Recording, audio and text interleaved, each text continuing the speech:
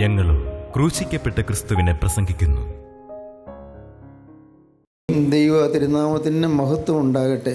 ദൈവത്തിന് സ്തോത്രം. യോനാ പ്രവാചകൻ്റെ പുസ്തകത്തിൽ 2-ാം അധ്യായത്തിൻ്റെ 4-ാം വാക്യം നമുക്ക് വായിക്കാം. നിൻ്റെ ദൃഷ്ടിയിൽ നിന്ന് എനിക്ക് നീക്കം വന്നിരിക്കുന്നു, എങ്കിലും ഞാൻ നിൻ്റെ വിശുദ്ധ മന്ദിരത്തിലേക്ക് നോക്കിക്കൊണ്ടിരിക്കുന്നു. ഒരു പ്രവാചകൻ ഏങ്ങലടിച്ച് കരഞ്ഞുകൊണ്ട് പറയുന്ന വാക്കുകളാണിത്. ഈ പ്രാർത്ഥന. യോനാ പ്രവാചകൻ ദൈവത്തിന് അരുളപ്പാട് കിട്ടിയ ഭാഗ്യവാനായ ഒരു പ്രവാചകനായിരുന്നു. കാരണം ദൈവത്തിൻ്റെ അരുളപ്പാട് കിട്ടുക എന്നുള്ളത് മഹാഭാഗ്യമാണ്. ദൈവം ഒന്ന് നേരിട്ട് സംസാരിക്കുക, ദൈവത്തിൻ്റെ അരുളപ്പാട് നമുക്ക് തരിക, ദൈവം നമ്മളോട് ഇടപെടുക, ദൈവത്തിൻ്റെ കൃപയുടെ വചനത്തിന് മുമ്പിലേക്ക് വരാൻ സാധിക്കുക, അതെല്ലാം ഭാഗ്യമാണ്. യോനാ പ്രവാചകന് ദൈവത്തിന് അരുളപ്പാട് കിട്ടിയെന്നാണ് ഈ 1-ാം അധ്യായത്തിൽ നാം കാണുന്നത്. യഹോവയുടെ അരുളപ്പാട് യോനാ പ്രവാചകൻ ഉണ്ടായത് എന്തെന്നാൽ, നീ പുറപ്പെട്ട് നിനവയിലേക്ക് ചെന്ന് അവിടെ ആ ദേശത്തിന് വിരോധമായി നീ പ്രസംഗിക്കുക എന്നായിരുന്നു കർത്താവ് പറഞ്ഞത്. ദൈവം ഒരു കാര്യം നിയോഗിക്കുക, നമ്മെ കൊണ്ടൊരു കാര്യം ചെയ്യാൻ ആഗ്രഹിക്കുക എന്നുള്ളത് എത്ര ഭാഗ്യമാണ്. ഈ ഭൂമിയിലെ നിസ്സാരന്മാരായ നമ്മെ കൊണ്ട് കർത്താവ് ചില കാര്യങ്ങൾ ചെയ്യുവാനും ചെയ്യിക്കുവാനും ആഗ്രഹിക്കുന്നു. ദൈവത്തിന് സ്തോത്രം. ഈ അഖിലാണ്ടത്തിൻ്റെ ഉടയവനായ ക്രിസ്തു, ഈ അണ്ടകടാഹത്തിൻ്റെ മുഴുവൻ്റെയും സൃഷ്ടാവും എല്ലാറ്റിൻ്റെയും നിയന്താവുമായ ക്രിസ്തു തൻ്റെ മഹത്വമുള്ള വചനം നമ്മെ ഫലമേൽപ്പിക്കുക എന്ന് പറയുന്നത് എന്തൊരു ഭാഗ്യ പദവിയാണ്. പ്രിയപ്പെട്ടവരെ, അത് ആഗ്രഹിക്കേണ്ടതാണ്. വചനം കിട്ടാൻ, കർത്താവിൻ്റെ വേല ചെയ്യാൻ, കർത്താവിൻ്റെ ശുശ്രൂഷ ചെയ്യുമെന്ന് ആഗ്രഹിക്കേണ്ടതാണ്. യോനാ പ്രവാചകൻ ഈ മഹാഭാഗ്യം ലഭിച്ചു. പക്ഷേ പ്രവാചകൻ ദൈവത്തിൻ്റെ നിയോഗം അനുസരിച്ചില്ല, ദൈവത്തിൻ്റെ കൽപ്പന അനുസരിച്ചില്ല. പ്രവാചകൻ സ്വന്തം കണക്കുകൂട്ടലിലും സ്വന്തം ചിന്താഗതിയിലും ചില കാര്യങ്ങൾ മനസ്സിൽ നിരൂപിച്ചുകൊണ്ട് പ്രവാചകൻ ദൈവത്തിൻ്റെ വഴിയിൽ നിന്ന് എതിർദിശയിലേക്ക് യാത്രയായി. ദൈവത്തിൻ്റെ വചനം കിട്ടിയത് ഭാഗ്യമാണ്, വചനം അനുസരിക്കേണ്ടതാകുന്നത് അതിലേറെ ഭാഗ്യമാണ്. വചനം കിട്ടും, പക്ഷേ വചനം അനുസരിക്കുക എന്നുള്ളതാണ് ഏറ്റവും വലിയ കാര്യം. വചനം ദൈവത്തിൻ്റെ സന്നിധാനത്തിൽ നിന്ന് ഇറങ്ങി വരുന്നതായ സ്വർഗീയ സന്ദേശമാണ്. നമുക്കെല്ലാവർക്കും എന്നും എന്നോണം ഇത് കിട്ടിക്കൊണ്ടിരിക്കുകയാണ്. ഓരോ ദിവസവും എന്തെല്ലാമാണ് കർത്താവ് ചെയ്യുന്നത്. എത്രയോ പേരുടെ ഹൃദയം തകരുന്നു, എത്രയോ പേര് മാനസാന്തരം അനുഭവിക്കുന്നു, എത്രയോ പേര് ശാന്തി അനുഭവിക്കുന്നു, സമാധാനം അനുഭവിക്കുന്നു, എത്രയോ കുടുംബങ്ങളിൽ സമാധാനം ഉണ്ടാകുന്നു, ഐക്യം ഉണ്ടാകുന്നു, സ്നേഹം ഉണ്ടാകുന്നു. എന്തെല്ലാം അത്ഭുതങ്ങളാണ് ദൈവം നമ്മുടെ മധ്യത്തിൽ ഈ വചനത്തിൽ കൂടി ചെയ്തുകൊണ്ടിരിക്കുന്നത്. മഹാത്ഭുതങ്ങൾ. എന്നും സ്വൈരക്കേടും കലഹവും ഇഷ്ടക്കേടും മുഷിച്ചിലും കോപാക്രാന്തമായ ആക്രോശങ്ങളുമുള്ള ഭവനങ്ങൾ അതെല്ലാം മാറി ശാന്തസുന്ദരമായി തീരുന്ന എന്തൊരു മഹാഭാഗ്യമാണ്. പിണങ്ങിപ്പോയ ഭാര്യാഭർത്താക്കന്മാർ ഒരുമിച്ച് ജീവിക്കുന്ന എന്തൊരു ഭാഗ്യമാണ്. ഇനി ഞങ്ങൾ യോജിക്കുകയില്ല എന്ന് പറഞ്ഞ് മനഃപൂർവ്വം വിട്ടു നിൽക്കുന്ന ചില സ്ത്രീകൾ, 9.5 വർഷത്തോളം മാറി നിന്ന ഒരു സ്ത്രീ എന്നോട് പറഞ്ഞത് ഇനി ഞങ്ങൾ തമ്മിൽ യോജിക്കുകയില്ലെന്നാണ്. അതിനെക്കുറിച്ച് പറയണ്ട എന്നാണ്. ദൈവത്തിന് സ്തോത്രം. 2-ാം ശനിയാഴ്ച യോഗത്തിന് വന്ന സ്ത്രീ ആദ്യമായിട്ട് യോഗത്തിന് വന്നതാണ്. ആരോല്ലാമോ പറഞ്ഞുകൊണ്ട് വന്നു. നല്ല വിദ്യാഭ്യാസമുള്ളൊരു സ്ത്രീയാണ്, നല്ല കഴിവുള്ളൊരു സ്ത്രീയുമാണ്, സ്വന്തമായി ചില ജോലികൾ ചെയ്യുന്ന സ്ത്രീയാണ്. അവർ പറഞ്ഞു, ഇനി ഞങ്ങൾ തമ്മിൽ യോജിക്കാൻ സാധ്യതയില്ല, അതിനെക്കുറിച്ച് ചിന്തിക്കേണ്ട, ഞാനത് തീരുമാനിച്ചു കഴിഞ്ഞു, ഞങ്ങൾ തമ്മിൽ യോജിക്കുകയില്ല. 9.5 വർഷമായി ഞങ്ങൾ പിരിഞ്ഞ് താമസിക്കുന്നു. പ്രിയപ്പെട്ടവരെ, അത്ര കർക്കശമായി പറഞ്ഞ സ്ത്രീ പിന്നെ പറഞ്ഞത്, അല്ല, യോജിക്കണമെന്ന് അദ്ദേഹത്തിനും ഇല്ല താല്പര്യം, ഞങ്ങൾക്ക് 2 പേർക്കും വേണ്ട, പിന്നെ എന്തിനാണ് യോജിക്കുന്നത്? പ്രിയപ്പെട്ടവരെ, ആ സഹോദരി അങ്ങനെ പറഞ്ഞ് പിറ്റേ 2-ാം ശനിയാഴ്ചയും വന്നു. അന്നും ഞാൻ അവരോട് പറഞ്ഞു, നിങ്ങൾ യോജിച്ചോ എന്ന് ചോദിച്ചു. ഇല്ല സാറേ, അത് പറയേണ്ടത് ക്ലോസ് ചാപ്റ്റർ, അതൊരു അവസാനിച്ച അധ്യായം എന്നാണ് പറഞ്ഞത്. എന്നാൽ ഒരു 3 മാസത്തിന് ശേഷം ആ സ്ത്രീ എന്നോട് പറഞ്ഞു, സാറേ ഞങ്ങൾ യോജിച്ചു കേട്ടോ. ഇത് പറഞ്ഞിട്ട് ആ സ്ത്രീ പുറകിലേക്ക് നോക്കി അദ്ദേഹത്തെ മാടി വിളിച്ചു, ഭർത്താവിനെ. ഭർത്താവ് എൻ്റെ നേരെ കൈ കൂപ്പിക്കൊണ്ട് പറഞ്ഞു, സാറേ എനിക്ക് നന്ദിയുണ്ട്. 9.5 കൊല്ലം പിരിഞ്ഞിരുന്ന കുടുംബം ഇന്ന് ഒന്നാണ്, ഇന്ന് ഐക്യമാണ്, സമാധാനമാണ്, വളരെ സന്തോഷമായി ഐശ്വര്യത്തിൽ വളർന്നുകൊണ്ടിരിക്കുന്നു. പ്രിയപ്പെട്ടവരെ, ദൈവത്തിൻ്റെ വചന ശക്തി അത്യത്ഭുതകരമാണ്. പിണങ്ങിപ്പോയവരെ ഇണക്കുന്നതാണ് ദൈവത്തിൻ്റെ വചനം. അകന്നു പോയവരെ അടുപ്പിക്കുന്നതാണ് ദൈവത്തിൻ്റെ വചനം. നിരാശയാണ്ട് പോയവർക്ക് പ്രത്യാശ നൽകുന്നതാണ് ദൈവത്തിൻ്റെ വചനം. ഈ ലോകത്തിൽ ഭാര്യ മരിച്ചു, അല്ലെങ്കിൽ ഭർത്താവ് മരിച്ചു, അല്ലെങ്കിൽ അമ്മ മരിച്ചു, അല്ലെങ്കിൽ അപ്പം മരിച്ചു, നിരാശയിലാണ്ടിരിക്കുന്നവർക്ക് സമാധാനവും ശാന്തിയും പ്രദാനം ചെയ്യുന്നതാണ് ദൈവത്തിൻ്റെ വചനം. ആ വചനമാണ് വാസ്തവത്തിൽ യോനാ പ്രവാചകൻ കിട്ടിയത്. യോനാ പ്രവാചകൻ ആ വചനം ഏറ്റുവാങ്ങി, പക്ഷേ ദൈവത്തിൻ്റെ വചനം അനുസരിച്ചില്ല, ഏൽപ്പിച്ച കാര്യം ചെയ്തില്ല. യോനാ പ്രവാചകൻ വലിയൊരു അബദ്ധത്തിൽ ചാടിപ്പോയി. നേരെ എതിർ ദിശയിലേക്ക് പോയി. കിഴക്കോട്ട് നിലവിലേക്ക് പോകാൻ അദ്ദേഹം കൽപ്പിച്ചു. പടിഞ്ഞാറോട്ട് തർശീശിലേക്ക് പോകുന്ന കപ്പലിൽ കയറി. നിനവേ എന്ന് പറയുന്നത് അന്നത്തെ അസീറിയൻ സാമ്രാജ്യത്തിൽ പ്രധാനപ്പെട്ട ഒരു പട്ടണമാണ്. അങ്ങോട്ട് പോകുവാനാണ് ദൈവത്തിൻ്റെ കൽപ്പന. നേരെ കിഴക്കോട്ട് ആഫ്രിക്കയുടെ ഈ യൂറോപ്പിൻ്റെ ഇടയ്ക്കുള്ള മധ്യകടലിൽ അവിടെ തുറമുഖത്ത് യോന ചെന്ന് നോക്കിയപ്പോൾ കിഴക്കോട്ട് പോകുന്ന കപ്പലുമുണ്ട്, പടിഞ്ഞാറോട്ട് പോകുന്ന കപ്പലുമുണ്ട്. നേരെ സ്വന്തം ബുദ്ധി കൊണ്ട് പടിഞ്ഞാറോട്ട് പോകുന്ന കപ്പലിൽ കയറി ദൈവത്തിന് വിരുദ്ധമായ യാത്ര തുടങ്ങി. അനേകം ആളുകളും ഇന്നിങ്ങനെ വീണ് കിടക്കുകയാണ്. പ്രിയപ്പെട്ടവരെ, യോനാ പ്രവാചകൻ കപ്പലിൽ കയറിയ മുതൽ കപ്പലിന് ശാന്തി നഷ്ടപ്പെട്ടു. കപ്പലിലെ ചരക്കുകൾക്ക് നഷ്ടം സംഭവിച്ചു. വലിയ കൊടുങ്കാറ്റാണ് ആഞ്ഞടിച്ചത്, ഭയങ്കരമായ കൊടുങ്കാറ്റ്. കൊടുങ്കാറ്റിൽ കപ്പൽ ആടി ഉലഞ്ഞു. കപ്പലിലെ ചരക്കെല്ലാം പുറത്തെറിഞ്ഞ് കളഞ്ഞു, സമുദ്രത്തിലേക്ക് എറിഞ്ഞു. എങ്ങനെയെങ്കിലും കപ്പൽ ശാന്തമായിട്ട് പോട്ടെ, യാത്രക്കാർക്ക് കേട് വരാതിരിക്കട്ടെ. പക്ഷേ കോളിലൊക്കെ മാറുന്നില്ല. കടലാകെ ഇളകുകയാണ്. വളരെ ഉയരത്തിൽ തിരമാലകൾ പൊങ്ങുകയാണ്. കപ്പലിങ്ങനെ ആടിയാടി ഉലഞ്ഞുകൊണ്ട് മുങ്ങാൻ തുടങ്ങുകയാണ്. എല്ലാവരും കൂട്ടക്കരച്ചിലായി. പക്ഷേ ആ കരയുന്ന കൂട്ടത്തിൽ യോനാ പ്രവാചകനില്ല. അദ്ദേഹം ചെന്ന പാടെ, കപ്പൽ കയറിയ പാടെ ഏറ്റവും അടിത്തട്ടിലേക്ക് ചെന്നിട്ട് അവിടെ സാമാനങ്ങളുടെ ഇടയിൽ സുഖമായി കിടന്നുറങ്ങുകയാണ്. പരിസരത്തുള്ള പ്രക്ഷുബ്ധമായ അന്തരീക്ഷത്തെ കാണാൻ സാധിക്കാതെ, അത് കാണണമെന്ന് ആഗ്രഹമില്ലാതെ, അതിനെക്കുറിച്ച് ചിന്തയില്ലാതെ പ്രവാചകൻ സുഖമായി ഉറങ്ങുന്നു. ദൈവം യോനാ പ്രവാചകനെ ഉണർത്താനാണ് ശ്രമിച്ചത്. യോനാ പ്രവാചകനെ യഥാസ്ഥാനപ്പെടുത്താനാണ് ദൈവം ഉദ്ദേശിച്ചത്. തെറ്റിപ്പോയ ആളെ തിരികെ കൊണ്ടുവരാനാണ് കർത്താവ് ആഗ്രഹിച്ചത്. എപ്പോഴും ഓർത്തുകൊള്ളൂ, നാം ദൈവത്തിൻ്റെ വചനം വിട്ട് പോയാലും ദൈവം നമ്മുടെ പിന്നാലെയുണ്ട്. ദൈവസ്നേഹം നമ്മുടെ പിന്നാലെയുണ്ട്. നാം ദൈവത്തിൻ്റെ വചനം വിട്ട് പോകുമ്പോഴും നമ്മുടെ പിന്നാലെ ദൈവസ്നേഹം ഇങ്ങനെ വളരെ താല്പര്യത്തോടെ അനുഗമിച്ചുകൊണ്ടിരിക്കുകയാണ്. യോനാ പ്രവാചകൻ കപ്പലിൽ ഇങ്ങനെ ഉറങ്ങുമ്പോൾ കപ്പൽ തന്നെ വിളിച്ച് ഉണർത്തി, നീ ആരാണ്, നീ എഴുത്തുകാരനാണ്, നീ എങ്ങോട്ട് പോകുന്നെന്നെല്ലാം ചോദിച്ചു. യോനാ പ്രവാചകൻ അപ്പോൾ വലിയ അഭിമാനത്തോടെ പറയുകയാണ്, ഞാൻ കടലും കരയുണ്ടാക്കി യഹോവയുടെ നാമത്തിൽ യഹോവയെ ഭജിച്ചു വരുന്നു. യഹോവയ്ക്കെതിരായി ജീവിക്കുമ്പോഴും ഞാൻ യഹോവയെ ഭജിക്കുന്നതാണ് പറയുന്നത്. ഇത് നമ്മൾ അനേകം പേര് അങ്ങനെയല്ലേ? ദൈവത്തിന് വിരോധമായി ജീവിക്കുമ്പോഴും ഞാൻ ദൈവത്തെ ഭയപ്പെടുന്ന ദൈവത്തെ ഭക്തിയോടെ ആരാധിക്കുന്നതാണ് നാം പറയുന്നത്. കാരണം നമുക്ക് പള്ളിയുണ്ട്, നമുക്ക് ആരാധനകളുണ്ട്, നമുക്ക് നല്ല മനോഹരമായ ഗീതങ്ങളുണ്ട്, നല്ല സുന്ദരമായ പള്ളി പ്രസംഗങ്ങളുണ്ട്, പണ്ഡിതോചിതമായ നല്ല വാഗ്വിലാസമുള്ള പ്രസംഗങ്ങളുണ്ട്, എല്ലാം ഉണ്ട്. നമ്മുടെ ധാരണ നാം ദൈവത്തെ സേവിക്കുകയാണെന്നാണ്, ഞാൻ ദൈവഭക്തനാണെന്നാണ്. പ്രകടമായ വലിയ വേണ്ടാതനത്തിനൊന്നും പോകുന്നില്ല, മദ്യപാനത്തിനോ അല്ലെങ്കിൽ ഏതെങ്കിലും തരത്തിൽ വൃത്തികെട്ട ജീവിതത്തിനോ ഒന്നും പോകുന്നില്ല. അതുകൊണ്ട് നാം ദൈവത്തെ സ്നേഹിക്കുകയാണ്, ദൈവകൽപ്പന അനുസരിക്കുകയാണ്, ഞാൻ ദൈവരാജ്യത്തിൽ പോകും എന്നുള്ള ചിന്തയോടുകൂടിയാണ് പലരും ഇരിക്കുന്നത്. പ്രവാചകന് ഒരു വലിയ തെറ്റുപറ്റിയതായിട്ട് ബോധം ഉണ്ടായിരുന്നില്ല.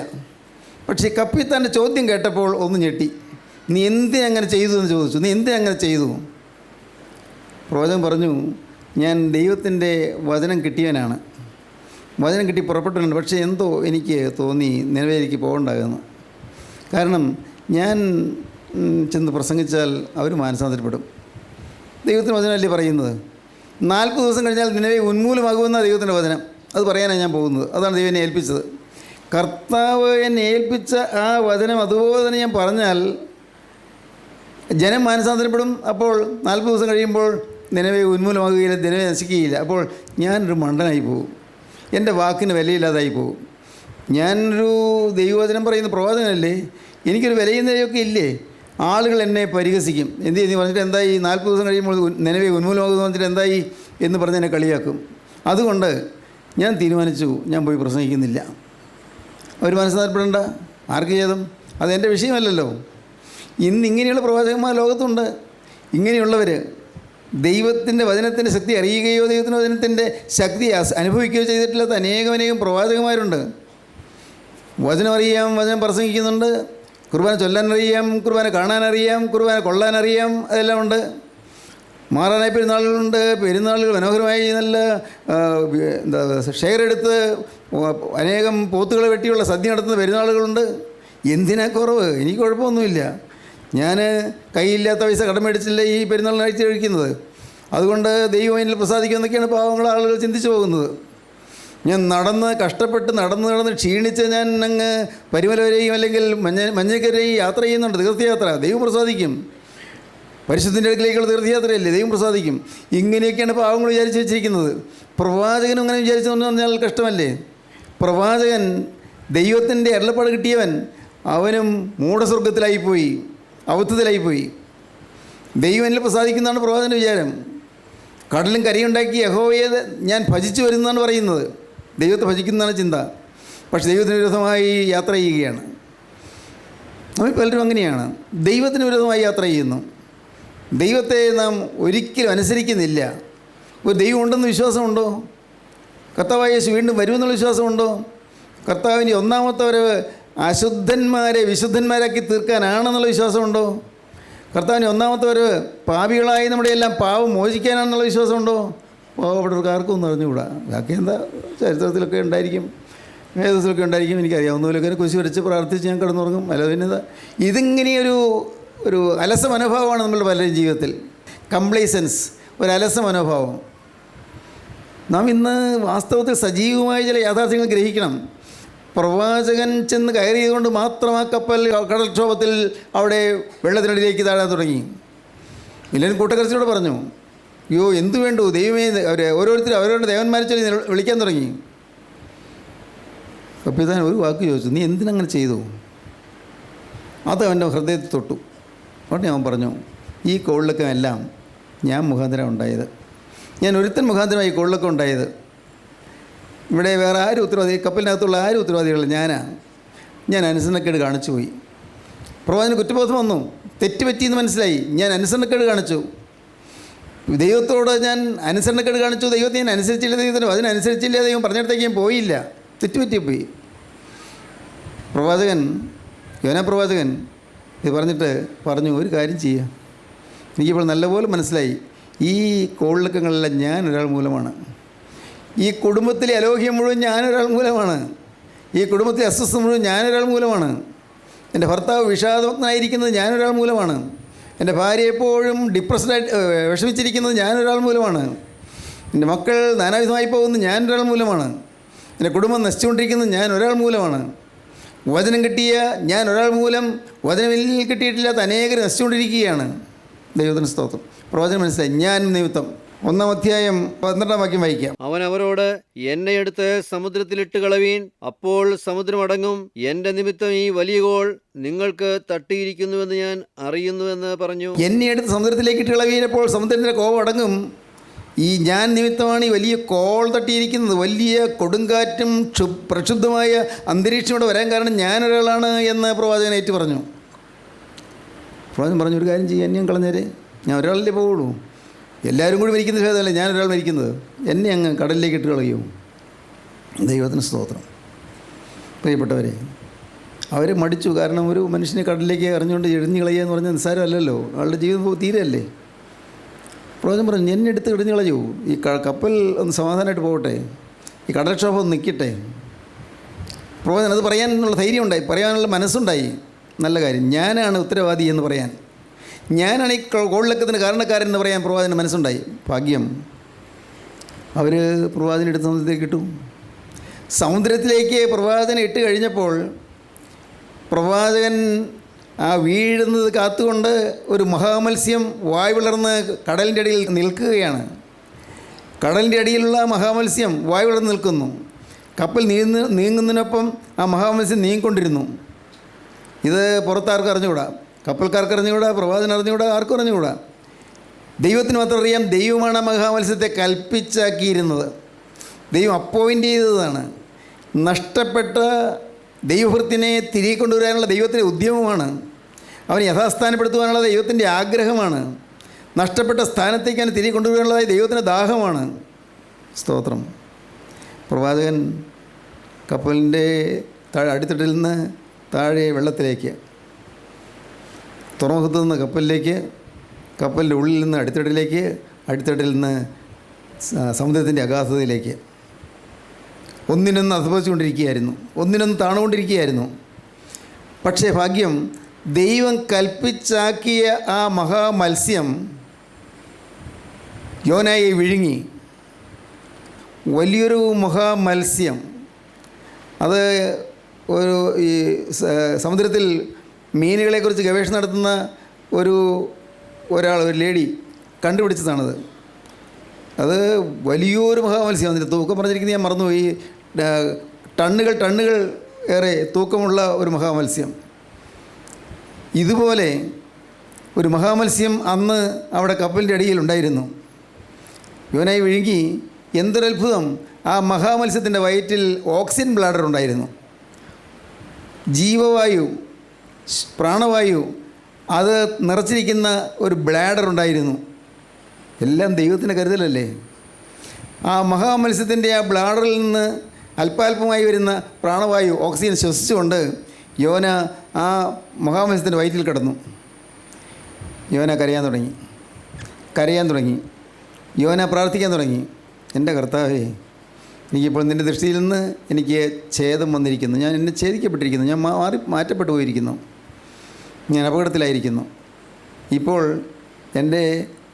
ഞാൻ തലയിണ വെച്ചിരിക്കുന്നത് കടൽപ്പുല്ലിന്മേലാണ്. തലപ്പാവ് കടൽപ്പുല്ലിന്മേൽ, ആഴി അഗാധതയിലുള്ളതായ സസ്യങ്ങളിന്മേൽ ഞാൻ തല വെച്ചിരിക്കുന്നു. എൻ്റെ കർത്താവേ, ഞാനിതാ തീരാൻ പോവുകയാണ്. എൻ്റെ ആയുസ് ഇതാ തീരാൻ പോവുകയാണ്. നീ വിളിച്ചവനാണ് ഞാൻ, നീ വേർതിരിച്ചവനാണ് ഞാൻ, നിൻ്റെ വചനം തന്നവനാണ് ഞാൻ. പക്ഷേ ഞാനിതാ ആയുസിൻ്റെ മധ്യാഹ്നത്തിൽ ഞാൻ പാതാളവാതിലേക്ക് പോകേണ്ടി വരുന്നു. അയ്യോ, ഞാൻ നഷ്ടപ്പെട്ടു പോകുന്നു. ഞാൻ പാതാളത്തിലേക്ക് പോവുകയാണ്.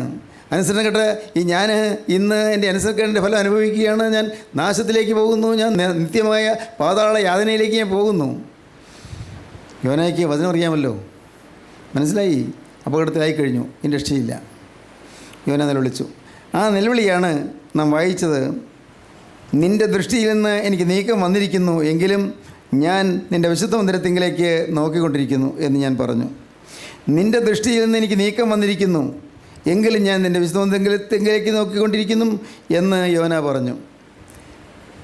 ഞാൻ വീണുപോയി, ഞാൻ താണുപോയി, എനിക്ക് അബദ്ധം പറ്റിപ്പോയി. ഇനി എനിക്ക് നിൻ്റെ മുമ്പിൽ പോകാൻ യോഗ്യതയില്ല.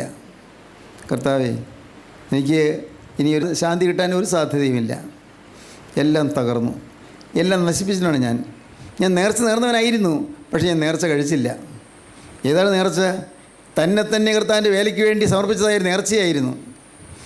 നേർന്നത് ഞാൻ കഴിക്കുമെന്ന് ഞാൻ നിന്നോടൊരു വാക്ക് പറഞ്ഞാൽ കർത്താവേ, നീ കേൾക്കുമോ?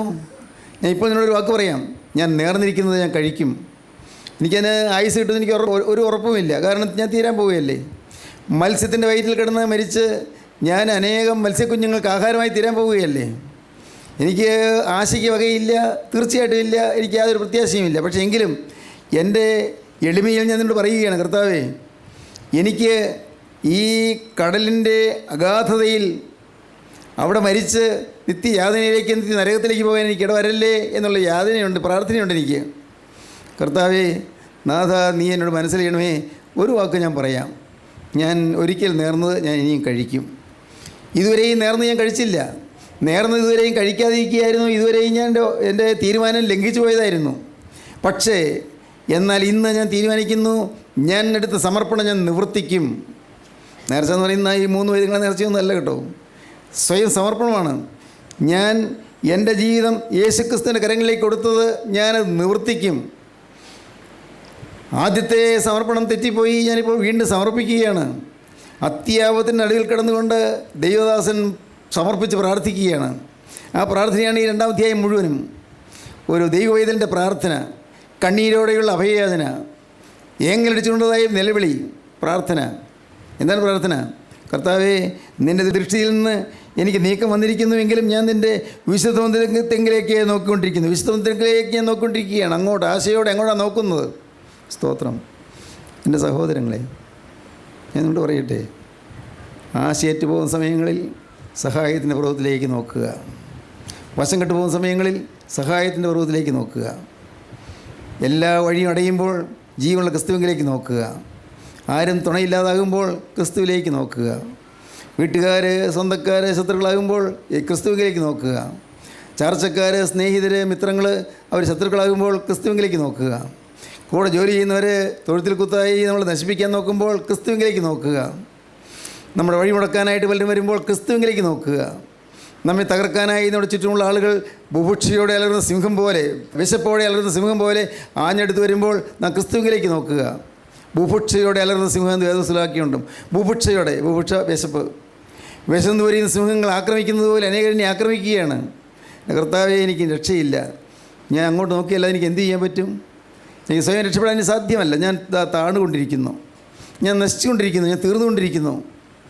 ഈ അല്പം പ്രാണവായുവിൻ്റെ ബലത്തിലാണ് ഇപ്പോൾ ഞാൻ നിൽക്കുന്നത്. ഇത്രയെങ്കിലും പറയാനുള്ള, ഇത്രയെങ്കിലും പ്രാർത്ഥിക്കാനുള്ളൊരു ഒരു അല്പം ജീവൻ കിട്ടിയത് ഈ പ്രാണവായുവിൻ്റെ ബലം. ഇതെപ്പോഴാണ് തീരുന്നത് എനിക്ക് അറിഞ്ഞുകൂടാ. ഈ മത്സ്യത്തെ എനിക്ക് പരിചയമില്ല. ഈ മത്സ്യത്തിൻ്റെ വയറ്റിൽ ഞാൻ പെട്ടുകഴിഞ്ഞിരിക്കുകയാണ്. ഇനി ഞാൻ, എൻ്റെ കർത്താവേ, എൻ്റെ ഭാവി എന്ത്? എനിക്കൊരു നിശ്ചയവുമില്ല, ഒരു തീർച്ചയുമില്ല. സ്തോത്രം. സഹോദരങ്ങളെ, നിങ്ങളുടെ ജീവിതത്തിൽ നിങ്ങൾ വഴിമുട്ടി പോകുമ്പോൾ, നിങ്ങൾ തളർന്ന് ഉലഞ്ഞു പോകുമ്പോൾ, നിങ്ങൾ വാടിപ്പോകുമ്പോൾ, വാടിത്തളരുമ്പോൾ നോക്കൂ ക്രൂസിലേക്ക്, യേശുവിലേക്ക് നോക്കൂ. അങ്ങോട്ട് നോക്കൂ. നിങ്ങൾ അവിടെ ആശ വയ്ക്കൂ. യേശുവിനോട് നിലവിളിച്ച് പറയൂ, കർത്താവേ, നിൻ്റെ ദൃഷ്ടിയിൽ നിന്ന് ഇപ്പോൾ എനിക്ക് നീക്കം വന്നിരിക്കുന്നു എങ്കിലും നീ എന്നോട് കരുണ കാണിക്കണമേ. നിൻ്റെ ദൃഷ്ടിയിൽ നിന്ന് എനിക്ക് നീക്കം വന്നിരിക്കുന്നുവെങ്കിലും നീ എന്നോട് കരുണ കാണിക്കണമേ. എൻ്റെ കരുണയുള്ള കർത്താവേ, നീ എൻ്റെ ഈ എളിയ അനുതാപത്തെയും നിലവിളിയെയും പ്രാർത്ഥനയെയും ശ്രദ്ധിച്ച് എനിക്ക് ഒരു ഉയർത്തെഴുന്നേൽപ്പ് തരണമേ. ദൈവത്തിന് സ്തോത്രം. എന്നെ ഈ കഷ്ടസ്ഥിതിയിൽ നിന്നും ഉയർത്തണമേ കർത്താവേ. എൻ്റെ ഈ ദുരിതത്തിൽ നിന്നും ഈ യാതനയിൽ നിന്ന് എന്നെ ഒന്ന് ഉയർത്തണമേ കർത്താവേ. എൻ്റെ കുടുംബത്തിലെ അസ്വാരസ്യങ്ങളും സ്വൈരക്കേടുകളും കുടുംബത്തിലെ അലോഹ്യങ്ങളും എല്ലാം മാറ്റി എൻ്റെ കുടുംബത്തിൽ നിന്ന് രക്ഷിക്കണമേ കർത്താവേ. എൻ്റെ മക്കൾ ഒരു സുബോധമില്ലാത്ത പോലെ ജീവിക്കുന്നു. അവർ മദ്യപിക്കുന്നു, അല്ലെങ്കിൽ കഞ്ചാവ് വലിക്കുന്നു, അവർ ഹാൻഡ്സ്, പാൻ ബാഗ് മുതലെല്ലാം ഉപയോഗിച്ചുകൊണ്ടിരിക്കുന്നു. അവർ മയക്കുമരുന്നുകൾക്ക് അടിമകളായിത്തീരുന്നു. എൻ്റെ കർത്താവേ, എൻ്റെ കുഞ്ഞുങ്ങളെ നീ രക്ഷിക്കണമേ. ഞാൻ ഒരാൾ മൂലമാണ് എൻ്റെ കുഞ്ഞുങ്ങൾ നഷ്ടപ്പെട്ടുകൊണ്ടിരിക്കുന്നത്. ഞാനാണ് കർത്താവേ ഉത്തരവാദി. എൻ്റെ മക്കളുടെ നാശത്തിന് ഞാനാണ് ഉത്തരവാദി. എൻ്റെ മക്കൾ വഴിതെറ്റി പോകുന്നതിന് ഉത്തരവാദി ഞാനാണ്. യേശുവേ, എൻ്റെ മക്കളോട് നീ മനസ്സലിയണമേ. എന്നെ നീ യഥാസ്ഥാനപ്പെടുത്തണമേ. പ്രാർത്ഥന. ദൈവത്തിന് സ്തോത്രം. നിങ്ങൾക്ക് പ്രാർത്ഥിക്കാം. ഇപ്പോഴും ഇത് കേട്ടുകൊണ്ടിരിക്കുമ്പോൾ തന്നെ നിങ്ങളുടെ ഉള്ളം പകരാം. കർത്താവിനോട് പറയാം, നിങ്ങളുടെ അടുത്ത് കർത്താവ് വന്നിട്ടുണ്ട്. അടുത്ത് നിൽക്കുന്ന ക്രിസ്തുവിനോട് നിങ്ങൾക്ക് പറയാം, ചേർന്ന് നിൽക്കുന്ന ക്രിസ്തുവിനോട് നിങ്ങൾക്ക് പറയാം. നിങ്ങളെ സ്നേഹിച്ച് നിങ്ങളെ വാത്സല്യത്തോടെ ക്ഷണിക്കുന്ന ക്രിസ്തുവിൻ്റെ പാദത്തിലേക്ക് ചേർന്ന് നിന്നുകൊണ്ട് നിങ്ങളുടെ വിഷമതകളെല്ലാം തുറന്നു പറഞ്ഞുകൊണ്ട്, കർത്താവേ, നീ ഇപ്പോൾ എന്നെ ഒന്ന് സഹായിക്കണമേ. യഹോവേ, ഇത് നിനക്ക് പ്രവർത്തിപ്പാനുള്ള സമയമാകുന്നു. സ്തോത്രം. യഹോവേ, ഇത് നിനക്ക് പ്രവർത്തിപ്പാനുള്ള സമയമാകുന്നു. ഞാനിത് വശം കെട്ടുപോയിരിക്കുന്നു. എൻ്റെ വഴി അടഞ്ഞു പോയിരിക്കുന്നു. മുന്നോട്ടൊരാക്കം എനിക്ക് കിട്ടുന്നില്ല. ഒരു മുന്നേറാനുള്ളതായി യാതൊരു കാരണവും എനിക്ക് കിട്ടുന്നില്ല. ദൈവമേ, എൻ്റെ ഭാവി തീർന്നു പോയിരിക്കുന്നു. ആശയ്ക്ക് വകയൊന്നുമില്ല. എല്ലാ വാതിലും അടഞ്ഞു പോയിരിക്കുന്നു. എല്ലാം തീർന്നു പോയിരിക്കുന്നു. എൻ്റെ ഈ ലോക ജീവിതത്തിൻ്റെ ചാപ്റ്റർ ക്ലോസ് ചെയ്തിരിക്കുന്നു. ഒരധ്യായം ഇത് അവസാനിച്ചിരിക്കുന്നു. തീർന്നു. കാര്യം ഞാൻ മുമ്പ് ദൈവത്തിൻ്റെ വചനം പറഞ്ഞവനാണ്, പ്രവാചകനാണ്, ദൈവത്തിന് വചനം പറഞ്ഞവനാണ്. പക്ഷേ ഇന്ന് എൻ്റെ കർത്താവേ, ഞാനിന്ന് തള്ളപ്പെട്ടവനാണ്. ദൈവത്തിന് ശുശ്രൂഷ ചെയ്തവനാണ്, സൺഡേ സ്കൂളിൽ പഠിപ്പിച്ചവനാണ്, സൺഡേ സ്കൂളിൽ പഠിപ്പിച്ചു, പ്രാർത്ഥനാ യോഗങ്ങളിൽ പ്രസംഗിച്ചു, ദൈവത്തിൻ്റെ വേല ചെയ്തു, ദൈവത്തിൻ്റെ വേലയ്ക്ക് വേണ്ടി യാത്ര ചെയ്തു. ഞാൻ കർത്താവേ, പലതും നിനക്ക് വേണ്ടി ഞാൻ ത്യാഗം സഹിച്ചു. പൈസ മുടക്കി ഞാൻ പലതും ചെയ്തു. സാധുക്കളെ ഞാൻ സഹായിക്കുകയും ചെയ്തു. പക്ഷേ ഇപ്പോഴാണ് എനിക്ക് മനസ്സിലായത്, ഞാൻ എൻ്റെ ഹൃദയത്തിൻ്റെ പാപം കണ്ടെത്തിയിരുന്നില്ല. ഞാൻ എൻ്റെ സ്വയം എന്ത് ഞാൻ കണ്ടെത്തിയിരുന്നില്ല. എൻ്റെ ഈഗോ ഞാൻ കണ്ടെത്തിയില്ല. എനിക്കൊരു ഈഗോ ഉണ്ടായിരുന്നു. എനിക്കൊരു ഞാൻ ഉണ്ടായിരുന്നു. ഒരു ഞാൻ എന്ന ഭാവം ഉണ്ടായിരുന്നു. ഞാൻ ദൈവത്തിന് വേലക്കാരനാണെന്നുള്ളതായ അഹമ്മതി ഉണ്ടായിരുന്നു. ഞാൻ ദൈവത്തിന് ശുശ്രൂഷക്കാരനാണെന്നുള്ളതായ ഒരു വലിയ അഹംഭാവം എനിക്കുണ്ടായിരുന്നു. കർത്താവേ, അതുകൊണ്ടാണ് ഞാൻ അങ്ങ് നിനവേലേക്ക് പോകാൻ പറഞ്ഞപ്പോൾ തർശീസിലേക്ക് പോയത്. ദൈവത്തിന് സ്തോത്രം. യോന പ്രവാചകൻ ദൈവത്തിന് സന്നിധിയിൽ കരഞ്ഞു. ഇന്നത് കേട്ടുകൊണ്ടിരിക്കുമ്പോൾ നിങ്ങൾക്ക് പ്രാർത്ഥിക്കാം. നിങ്ങൾക്ക് വീഴ്ച പറ്റിയെന്ന് ബോധമുണ്ടെങ്കിൽ, നിങ്ങൾ ഏതെങ്കിലും തരത്തിൽ ആവശ്യക്കാരാണെങ്കിൽ പ്രാർത്ഥിക്കാം. നിങ്ങൾ പ്രാർത്ഥിക്കുന്ന കർത്താവ് കേൾക്കും. ദൈവത്തിന് സ്തോത്രം. നിങ്ങൾ പ്രാർത്ഥിക്കുന്നത് കേൾക്കാൻ കർത്താവ് വന്നിട്ടുണ്ട്. നിങ്ങളുടെ ആഗ്രഹം കാണാൻ കർത്താവ് വന്നിട്ടുണ്ട്. നിങ്ങളെ തൊട്ട് തലോടി ആശ്വസിപ്പിക്കാൻ യേശു വന്നിട്ടുണ്ട്. നിങ്ങൾക്ക് ഒരു ഭാഗ്യാനുഭവം തരാൻ യേശു വന്നിട്ടുണ്ട്. നിങ്ങൾക്കൊരു ശോഭനമായ ഭാവി ഇനിയും പുതുക്കി തരാൻ കർത്താവ് വന്നിട്ടുണ്ട്. നിങ്ങളെ യഥാസ്ഥാനപ്പെടുത്തുവാൻ കർത്താവ് വന്നിട്ടുണ്ട്. യഥാസ്ഥാനപ്പെടുവീൻ, നഷ്ടപ്പെട്ടതിലേക്ക് തിരികെ വരുവീൻ. നഷ്ടപ്പെട്ടതിനോർത്ത് വിലപിക്കാതെ നിരാശപ്പെടാതെ നീ നിന്റെ പാവത്തെ കരഞ്ഞുകൊണ്ട് വീണ്ടും തിരികെ വരുവീൻ. യേശുവിലേക്ക് തിരികെ വരുവീൻ. നീ അനുഭവിപ്പീൻ, നീ പ്രാർത്ഥിപ്പീൻ, നീ കരയുവീൻ. ദൈവകൃപയ്ക്ക് വേണ്ടി യാചിപ്പീൻ. ദൈവത്തിൻ്റെ സ്നേഹം നിങ്ങളിലേക്ക് പകരുവാൻ വേണ്ടി ദൈവത്തോട് യാചിച്ചുകൊണ്ടിരിപ്പീൻ. നിന്നെ ദൈവം യഥാസ്ഥാനപ്പെടുത്തും. ദൈവത്തിന് സ്തോത്രം. കാരുണ്യവാനായ ഞങ്ങളുടെ സ്വർഗീയ പിതാവേ, അവിടുത്തെ നിസ്തുല സ്നേഹത്തിനായി സ്തോത്രം. ദിവ്യ കാരുണ്യത്തിനായി സ്തോത്രം. ഞങ്ങളെ അവിടുത്തെ തൃക്കരം വെച്ച് അനുഗ്രഹിച്ചതിനായി സ്തോത്രം. അപ്പോൾ ഈ തീരുമാനമെടുത്തവരുടെ മേൽ തൃക്കരം വെച്ചതിനായി സ്തോത്രം. എൻ്റെ കർത്താവേ, ഇന്ന് അനേകരുടെ പേര് ജീവന പുസ്തകത്തിൽ എഴുതി ചേർത്തതിനായി സ്തോത്രം. വിശുദ്ധ സ്തുതികൾ അനേകർക്ക് പകർന്നു തന്നതിനായി സ്തോത്രം. എല്ലാവരെയും വാഴ്ത്തണമേ, അനുഗ്രഹിക്കണമേ, നാമം മഹത്വപ്പെടുത്തണമേ. യേശു ക്രിസ്തുവിൻ്റെ ജയമുള്ള നാമത്തിൽ പ്രാർത്ഥിക്കുന്ന കൃപയോട് കേൾക്കണമേ. ആമീൻ. ഹല്ലേലൂയ.